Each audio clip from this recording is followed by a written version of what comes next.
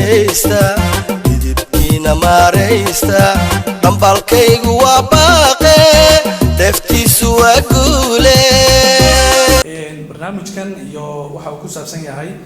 iyo cidda soo qaban qaabisay waxay dumar haddii aan ka samayno waa urur la yiraahdo Somali Dialogue Center waxaanu macnihiisu yahay xarunta wadahadalka Soomaalida waxa iska laha fikirkeeda wariyaal Soomaaliyeed oo ku kala nool daafaha caalamka waxaan ugu talagalnay barnaamij ama dadka Soomaalida aanu ugu talagalnay inaanu ku wacyi gelino isla markaasina aan soo bandhigno dareenka dhabta ah ee dadka dhiban ee Soomaaliyeed ee qurbaan ku nool waa barnaamij Soomaali u furan waana barnaamij laga hirgeliyay wadankii iyo waliba adduunka meel walba oo Soomaalidu ay joogto inta badan waxa aanu ku hawlanahay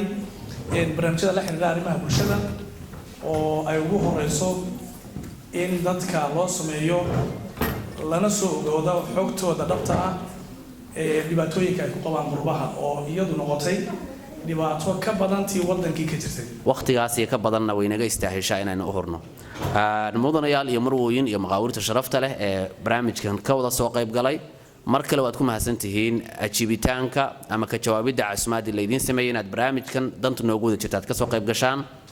sidaad la socotaan dhalinyarada Soomaaliyeed oo bulshada Soomaaliyeed statistics kasta ama tirakoob kasta oo la sameeyo ay ka maqraati kacayso in boqolkiiba 75 ay mujtamaca Soomaaliyeed da'doodu ka yar tahay 30 jir ama da'da 30ka waa boqolkiiba 75 mujtamac ay shacabkiisu ka yar yihiin da'da 30 jirka waxaan dareemi karaa bulsho kastana waxa uu ah udub dhexaad lagu cabiraa ama miqyaaska u ah cabiraada inay bulshadaas ay tahay bulsho fashilantay ama bulsho guuleysatay waa dhalinyaradeeda marka dhalinyaradii Soomaaliyeed oo mujtamaceena intaas ka ah hadda la socda markii la leeyahay 30 wali da'dii dhalinyarada waxba ka dhiman oo da'da dhalinyaranimadu 40 ku dhamaataa sida ay u badinayaan dadka arrimahan ka faalooda 40 jir ayuu qofku dhalinyaranimada kaga baxaa inta badan marka iyadoo wali dhalinyaranimadii dhamaanin oo 30 lagu joojiyay bay hadana mujtamaci waxay ka noqdeen 75 mujtamac kastana muraayada laga eego inuu guuleysanayo iyo inuu burburayo iyo inuu hormarayo waa dhalinyaradiisa marka waxaynu caawa isugu wada nimidinayno qaybta muhiimka ee bulshadeena kamid ah ka wada tashano la ilaaha ma hadda iskale inuu kulisiyo kulligeenba waxaan ilaahay subhanahu wa ta'ala ka rajeynaa insha Allah ta'ala marka kan caawada ka wada dhaqaaqno in aanu ku kala tagno insha Allah ta'ala talooyin wanaagsan iyo fikrado suuban mujtamac burburay ama mujtamac burbura ummadaha dhan oo soo maraan xaalad noocaas wax Soomaali maaragtay u gaar ah ma aha marka qaarkood yeenan aad isu jirdin inagu oo inaan aad isu canaanan dhibaatada dalkeena soo martay dadkeena wali qaybo kamid ah ku jiro dadyo kala soo maray oo inala mid ah marka taas wixii dhacay maxay u dhaceen inuu raahno waa khalad Ilaahay subhanahu wa ta'ala nagu qori laakiin Ilaahay nagu xisaabtamo doona waxa weeye ogaatay wixii dhacay maxaa ka qabateen wixii dhacay waan ogaanay burburku wuxuu keenay waynu ogaanay dhibaatada in qabsatay waynu ogaanay cudurrada in haystay waynu ogaanay su'aashu waxa weeye dad buu Ilaahay naga dhigay maxaan ka qaban tamaantii yawm qiyaamah maanta aynu caawa dhimano Ilaahay subhanahu wa ta'ala na weydiinaya waxa weeye adigu dowrkii aad lahayd ee kula gudboona maxaad u qaban weyday maxaad qabatay maxaad samaysay kulligeen waalid baynu nahay walaal baynu nahay abtii adeer baynu nahay eeday habaryar baynu nahay aweeyaynu nahay dad mujtamac ku dhex noolayeen kulligeenba marka maxaynu qabanaa doorka Ilaahayna siiyay qofkaan u dhalay ee koon abtiga u ahayn iyo habaryarta waan u ahayn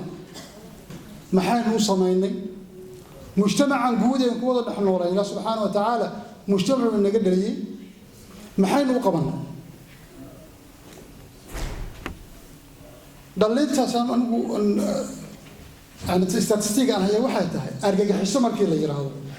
شو سياسة تقول عالم كذا نقول طبقا لنا terrorism markii la yiraahdo dadka ugu badan oo terrorist sameeya waa dadka u dhashay ama ka shaqeeya muxuu dadka loo yiraahdo muxuu tatarifin yaminiyiin garabka midig سواء الديمقراطي وحلا من حاجة حكسي حاجة سواء الديمقراط يقول حاجة حكسي حاجة مدكت أي أوجب بدن تيروريزم يوروب كصمية أما دد هادلين أما واقع عنصريين أما مساجد هجوبين أما دد هادلين ما هددك صومال ما دد مسلم كمان دد الصوماليين ما والله بعطني صدق محمد ترينا عروتنا ترينا صوما بقول بجارسي شاب بقول كذب مركز الرزمة اللي نقول شيء لكن ضد كاسنا حتى عشان تعرف بقصان شيء وإلا سويدين محاكي حناقين محاو جايي ولكن دجنها مركولن أما دجنا رينكبي إنه أنتوا تجروا بوسطه ديار راعوا تركيا كدجوا لا دقيقته أما تروح حلب يا حمص وكدج على محاو جايي محاك الدنبي وضوط ماشي تالوي هذا ما يسكدوا أن تبغوا صور نقضوا مسؤولية إنك نصار ولا ليال وأنا كان دوني أن كابل إن شاء الله تعالى سياسة دقود عالم وادي قبضيسان سياسة الصومالي وادي قبضيسان الصومالي وادي قبضيسان الرماح صوت واحد كنت ركري بجح لكن والدهان أبانا هاي ولا البانا هاي نص صوماليات بانا هاي وقوي صومالي كسر شيء ده dad Soomaaliyeed ka dhashay fikradda arabaan ku soo kordhiyo insha Allah taala waxay tahay inaan ka hadalno mas'uuliyadeena in saaran dib u eegno guryaheena mitaal baa jir loo rajay in kasto khatar oo cadiima naagum baa ka dambaysa oo ka soo gaarsiisay wiil kasto oo saaqaday oo iskuul ku dhaca ka dhacayna waxa ka dambeeya uu guri ka soo bixi waayay doorkiisa هيراتو أنا هو يناتو دم يقول قوليه لكن قوله إنه دم يقولنا واحد دم بيقوله فوران إن كان لفوري إلى بدل الله وصحته اللي لو ياشوا كده حكى واحد لما حكى دعية مدقي بنتلانديو يجوا بلد يعرفوا ترى بدل الله وصحته بس هو قال كتان ليه واحد تستكتاب بناك بيت سيده هرتاد فريست waxaa ka dambeeya mu'tamarkan islaamiga la qabanayo ee looga hadlayo af Soomaali anigu aan fahmayo af Soomaali anigu aan fahmayo laga hadlayo lan ogeyn dhalintaas badankoodu inaysan ku hadlin af Soomaali fahmi karin sheekha wuxuu sheegayo sheekhu uu ka hadlayo arrimo iyaga aan xusayn محاضرة كوساب سنتي أبوه يا أبوه ديو أيّيدون محاضرة يقول هذا مش واحد جنب بيجي إسكاله والد كبر بود فكني سبتول كتبه سكول كتبه اللي يقول كابو حمود دلي وشارك كبر بالرباح أول كابو مركب بس كشري والسعودي قفوا أفلقاتي أول كابو امتحان كي بده بين حسابته هو كل حاجة السوق فرح حسن وقص لايه وقول اسكال هذا لا شيء هذا محاولة كان حروطه أو طريقه محويان حول كمان قبل كريم حامل سمعنا شعر رنلي هو يصومالي أو شن كير الأشياء ما شفته رالي هذا ولا ينا كو أنت عشان عرورة طبعا عرورة يلا بقول بندقنا هي meeshan ku soo wada korro kulliga oo ogna labada qof waa badan yihiin waa qasr kaasal weyn dadku ardayga seexanayay markaas 10 ka dhashay 10 wala sha dhashay kulan waray waliba oo bariis jay la cunay subhan soo loo kala laakiin markaad ado wiilkaaga 20 jira وكوسو هذا لو يتوقع هبنيو سبحي وصل سكول تجين شقنا تجين أبا تهاي هويا تهاي محاكم فكرة مسلمين ما بيرو فري ما يقولوا لي مسؤولية دين مسكليه دور كأنه هيا راضو هوين هذا مسؤوليات هو إنك نصارنت هذا كي يحكي سوق نادي بعض ما قدم بين دون عارف كذا وبدنا دونه هذا كان بضيع من دونيه إنا نكون سوقه الدور كله نقربه وأنا أقدم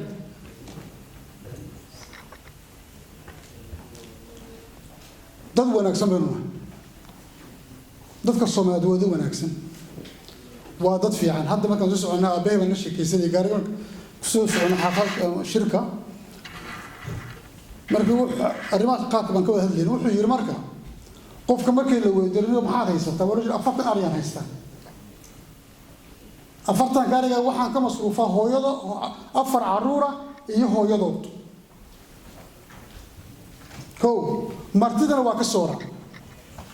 قف يضيف إيما ذو مرتيو إيما هذا نفر وقلا وريبة أفرتك حبه تطمع حسن معي ما أنت إله ملايين من النسي أيوة توني كلا دقة الدارة على لسه يقوليها الله يستو يذهب قال لك شيء مت صومالي صومرت ما هي ولقينا هكذا إنك تاجن هاي إن عروتين أنا ودلي يجيلكم بحجامك لعقت محل درت هنا نشرد المدوني ولا ريال لكن تضويت مسألة هو حق شقيني والد لكل مي والد كان تضويت مسكور لكل مشري والد هذا اسم الله والد باكر ورس ملك أقول مشري الساعة أفري طبعا شيء وترني سمكسو كله إذا كم حق قواتهم معناه اللي يقرب أنا كقبته ومعلم كيسية بيسألها على قربه وهيس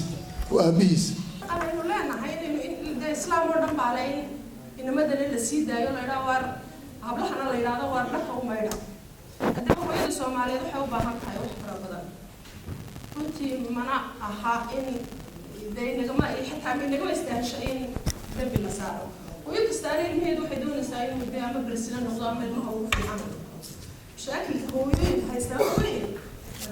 وحوي حرت الجرب هيستان هذه أي هيسنينا إن عيب على جرب هيسن موضوع يجي قبي يغير كنين كيلو وتلقى مبيد الحسوبة أي صوب الشيء أنا يعني وحوي هويين الصوماليين من هاي وضع كتيمات الشط بكلها وحكلها يعني وح ما جرب يساي أي نفلين إني بقى كمل محل كمله الميلاد بقى كمله لقد بقى كمله حتى كلر كيد ذكر إنه لا نقول هو وقت إنه ذكر شعب بيننا وحكم ده دقالي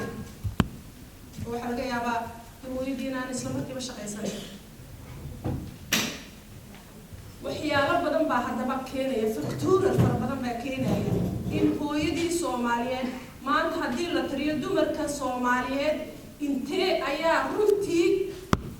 أنا مسكحدو دبالي تاجرين ونمبر فرق بدن وأنا حاول إنني مكان كذا هذا كريني statistics كيدينا الله هيو مركب حوي وحنشعله هو يكستو سوماليين وهالكم فردا إيه تميدي ذيك داون سوينا نباع رنتي الجارسيو ورنا عيا أرتمر بقول ما يصح كبق علينا سيستم كان يوجد وحوي هو بري ما يمكن كهل لا يوفي يعني لما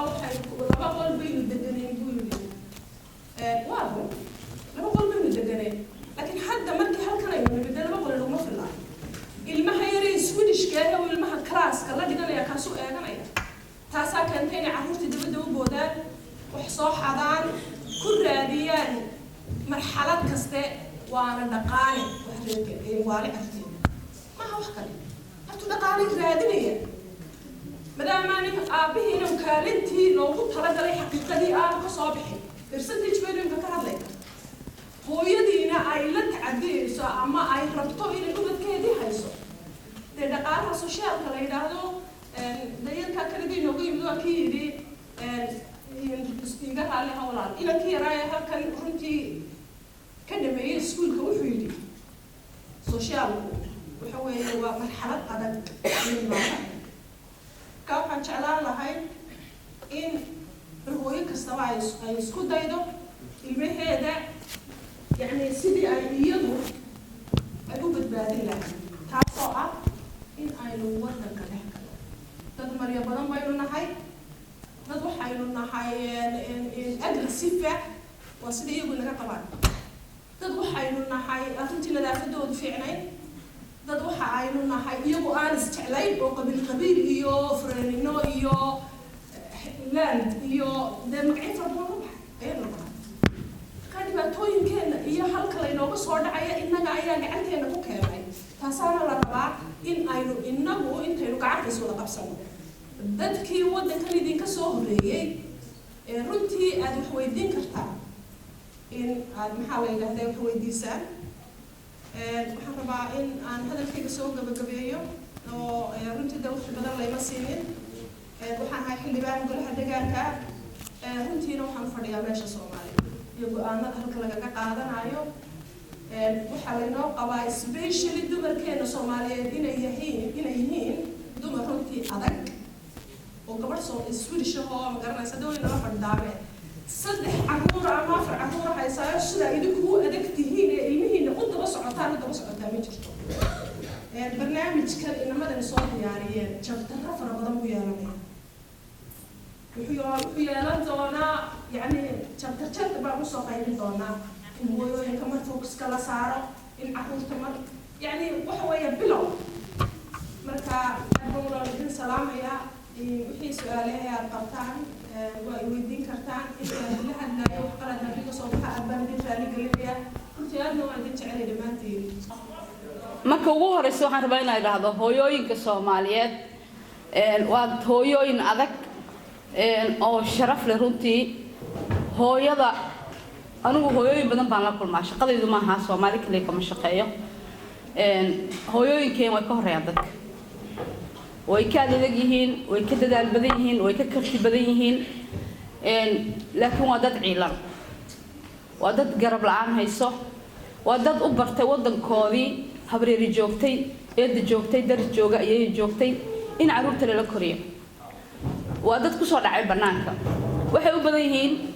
waa qiyaasi kartaan intaas oo sano meeshaan ka shaqeynay every day waxaan la kulmaa hooyo ama qof dhalinyaro ah inta qof aan la kulmay ma qiyaasi kartiin waxaan la kulmaa marka 95% hooyo ina fahamtaan wax ordayna hooyo tahay nasiib xumo aabbayaal badan lama kulmo iskuuladu way cabaadaan waxay ka cabaadaan hooyo kaliya ordaysa hooyooyinku way dadaaleen qof walba ibn aadanina wuxuu qabtaa sida uu yaqaan reference buu leeyahay maskaxdiisu waxa uu hore u soo bartay wuxuu soo arkay way aragnimadiisa aqligiisa cilmigiisa isagoo kaashanaya dabadeedna intaas uu isticmaalaa wax kale ma haysto meel kale ka keenaa ma jirto mabaadidiisa diintiisa afkiisa inta uu hayo hooyooyinkan marka waxay u badan yihiin hooyooyin caruur badan dhalay waxbarashada inta badan meel dheer ka gaaray hadday ka gaareen aan ku camal falanin oo ilmo on korinayo inta badan markii waddanka la soo galay dhowr 20 sano ka hor meelaha waxa waddanku iska fududaa oo iska qaboobaa waddankan dhacaga la iska qaadan jiray hooyooyinka caruur ay iska dhaleen jaaniski wuu seegay oo maaragtay waxbarashada hadda sida dadka hadda soo gala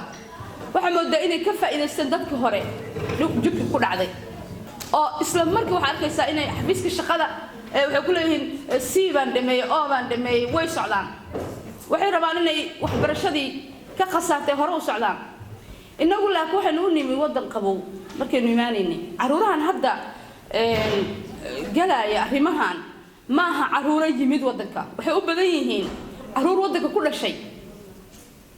marka hooyo kaligeeda marka subxaanallah lix culug ma kala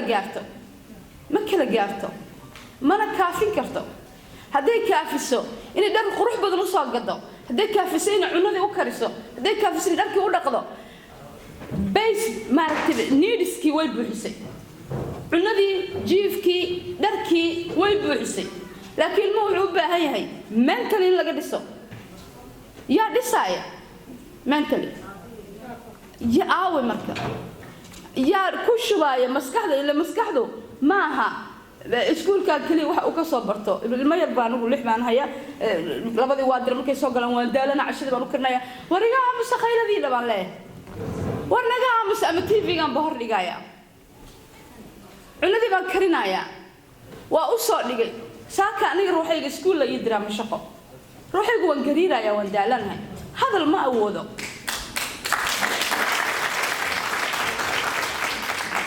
marka wiilkaygii 17 jirka ahaa wiilkaygii yaraa haddaan 3 helay yaa u islaamay wiilkaygii yaa u islaamay wiilkaygii walaal ma haysto aabba ma haysto adeer ma haysto aabbihiina dhaqaaq yaa u islaamay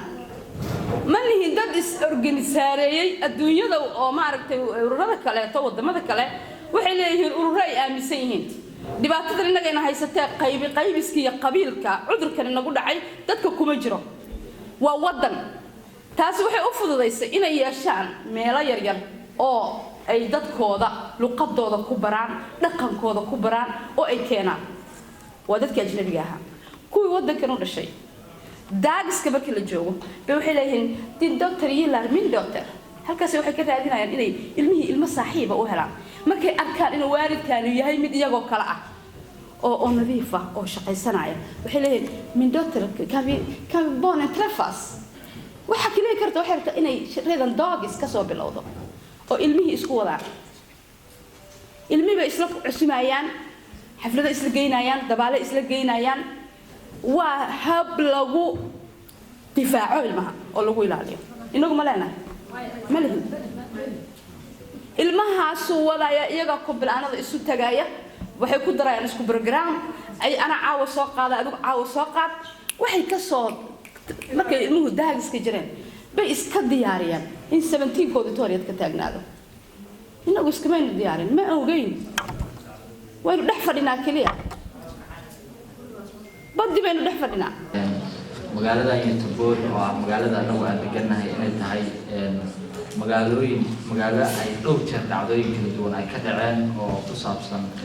dhalinyarada Soomaaliyeed oo dhibaato dhexdooda isku geysanaysa iyo ayaga laftirkooda oo dhibaato loo geysanayo waxaad la socotaan in dhowr jeer hore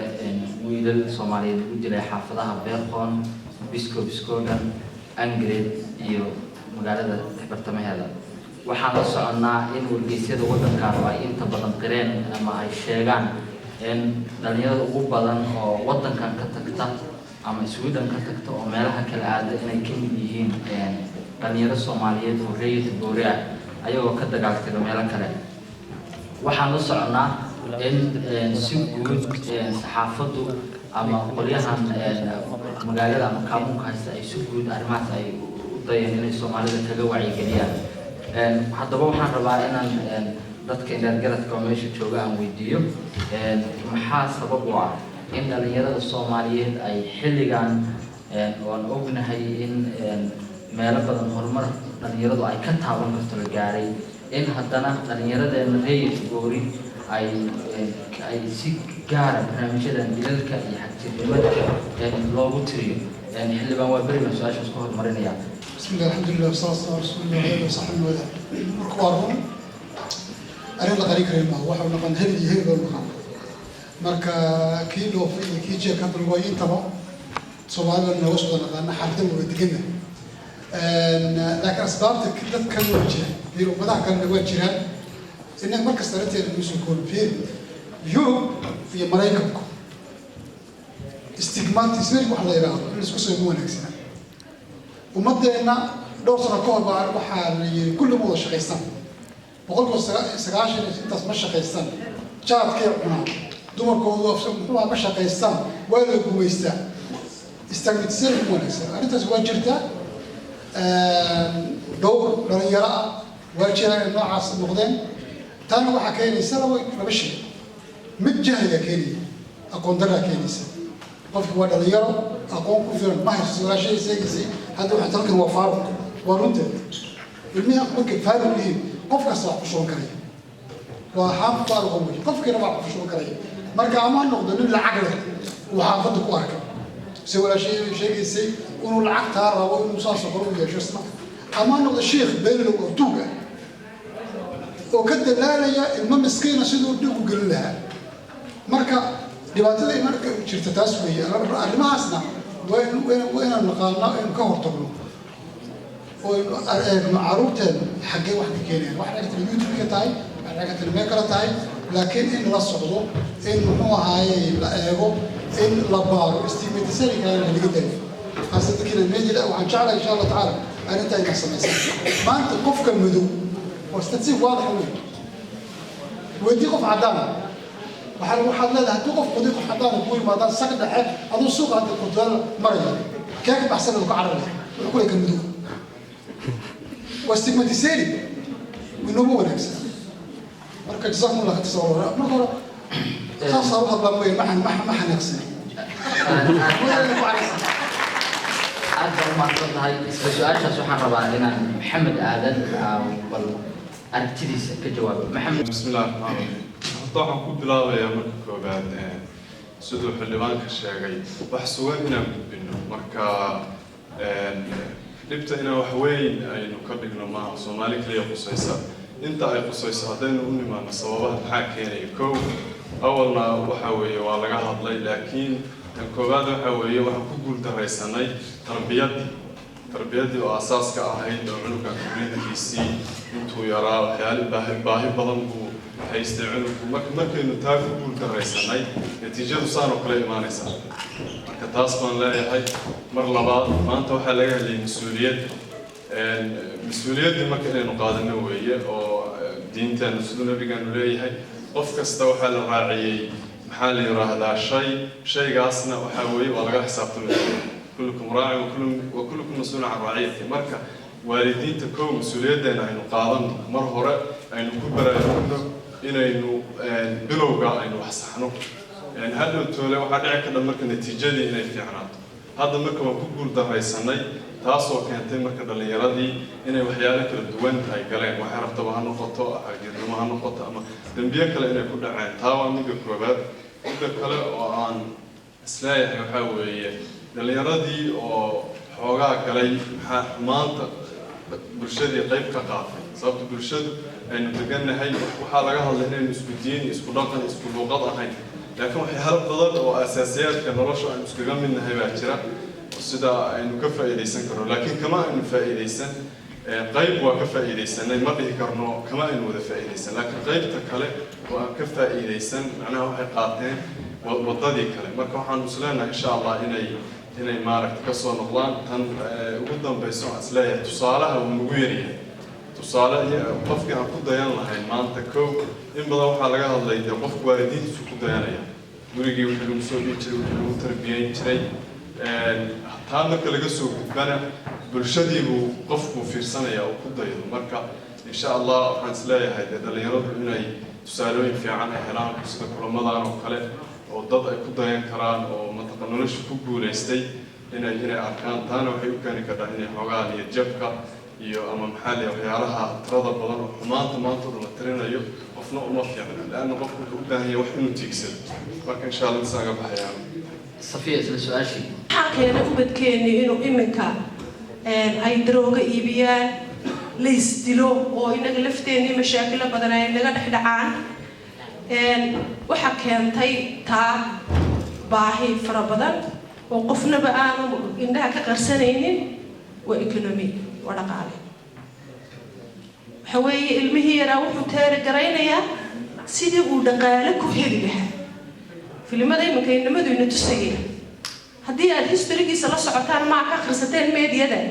حنا سكوت المال بالله صار عي العكتي لقيب سنة يبلا مهي لقري أي اللي سكوت له marka taa hadii ay runtii ay ugu weynaatay qodobka ugu weyn inuu dhaqaale yahay halka ay jawaabteena ay sameeyay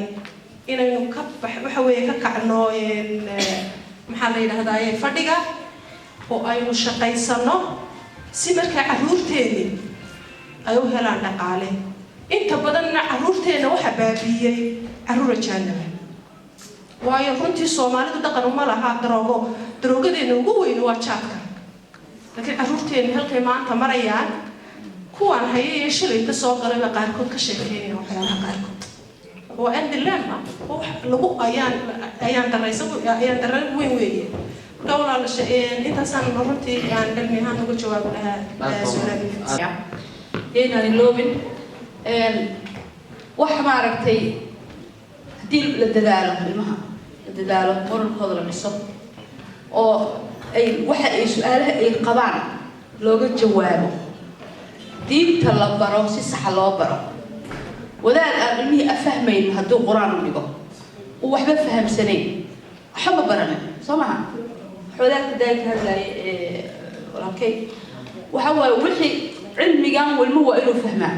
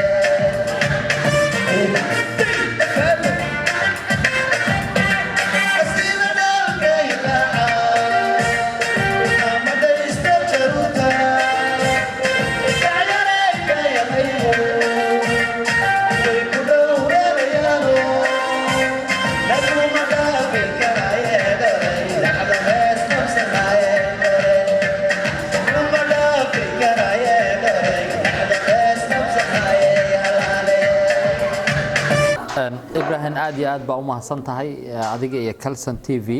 barnaamijkan waxa soo qaban qaabiyay ururka la Somali Dialogue Center waa urur aad u weyn oo dalkan Sweden ka jira barnaamijkan waxa loogu magac daray barnaamijka baraarujinta barbaarta oo looga gol leeyahay in dhalinyarada Soomaaliyeed oo ku dhaqan dalkan Sweden laga baraarujiyo arrimaha maaragtay waxay u yeeraan voldiga oo ah gacan ka hadalka iyo arrimaha kale oo aad u tir badan marka barnaamijku wuxuu ahaa barnaamij si qoto dheer loogu wacyigelinayo dhalinyarada Soomaaliyeed oo dalkan ku dhaqan waa su'aal fiican